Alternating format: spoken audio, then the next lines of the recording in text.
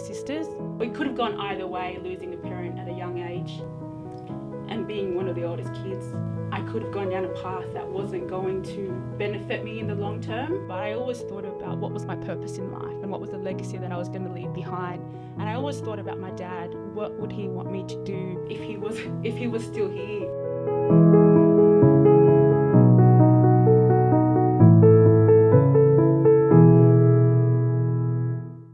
I was really fortunate to grow up in a family where my parents really built a safe environment where we knew what was right and what was wrong and the best pathway to make the best out of life. But that doesn't mean there wasn't challenges. Growing up, there were family members in our extended circle, cousins who were around the drugs, alcohol and gang violence. And there was one time I went to work at Frank Baxter Juvenile Justice Centre on the Central Coast to run our rugby league program. And I was quite caught off guard. I heard someone call my name and I turned around and it was a cousin of mine. I had no idea he was in juvenile detention. And I think in that moment I learned that could happen to anyone, even though you're raised in a good family, you've got a great upbringing, but sometimes you just end up in the wrong group of friends or environment and you make one bad decision and it changes your life. My job at the NRL predominantly was around using the game of rugby league to make a positive difference in the lives of people and communities across Australia, the Pacific and New Zealand. A lot of the programs I worked on were around social cohesion, mental health, the prevention of domestic violence, a lot of work in the Indigenous excellence space, working with a lot of young people. And one I'm really proud to have had a hand on was working with our Pacific young people. I had the pleasure of really expanding my career at the NRL because of the work Steve Meredith had been doing. We launched the first NRL Pacific Youth Summit in 2018, and it was working with a lot of young Pacific leaders in our communities across New South Wales to be leaders in their own right and just using rugby league to make a difference. Talofa, my name's Steve Meredith. I was born in Samoa in a village called Vailuktai. My primary school year started in South Auckland, and then when I moved over here to Australia, watching football on TV, it was quickly become a goal of mine to play rugby league professionally. I had the goals to make the local rep teams first, and Harold Matthews SG Board to playing for Australian schoolboys, and then at the age of 20, my lifelong goals ever since I was in New Zealand came true, where I made my NRL debut for the Sydney Roosters against the Brisbane Broncos. That was my first and my last game in the NRL. I actually tore my ACL in that game.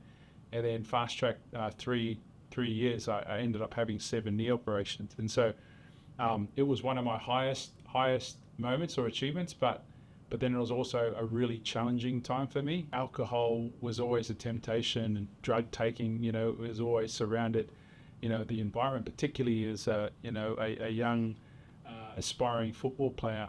Ultimately, to be able to work towards that goal of playing first grade, I had to be disciplined. I had to stay away from things that'll be harmful to my body. And so, that wasn't easy to do. I really needed good people around me, people that you can reach out to that will challenge you to be a better person as well. I know often it's, we always want to be around people that might tell us what we want to hear, but it's so important that we get around people that help us be better and shape us and into the best version of ourselves.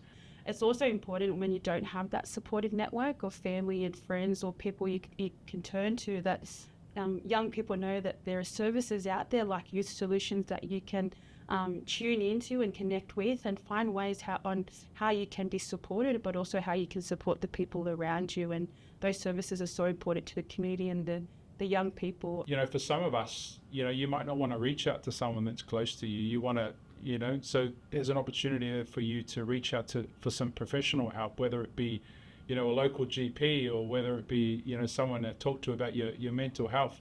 But the key thing is that you do something. You offload what you're carrying, because it's so important that what you're going through right now, you'll pass through it, but it's really important to get people around you that will help carry you through it. I lost my best friend a couple of years ago, and that was probably the darkest and most challenging time of my life. There were times there I didn't know if I wanted to be here on earth, and what I found was the people in your network, whether it's family or friends, are really important, but knowing where to get support if it isn't family or friends, and finding comfort in speaking to people who are professionals. And it was really important to me when I found myself in dark spots, is to reach out to those services that knew more about this space. I worked in mental health at the NRL for a long period of time, but you don't know how it really affects you until you go through it yourself. You know, growing up in a Pacific family, you don't really talk about your feelings. You call it tapu, like it's taboo to speak about your families or share emotion. I wish the 15-year-old me knew it was okay to talk about how hard I was doing, and speaking to my family about it and encouraging those conversations within my own family. Having those honest conversations are so important, and I wish I knew that at 15. I probably wouldn't have struggled for so long, and then when I got to an adult, I would have known it was fine.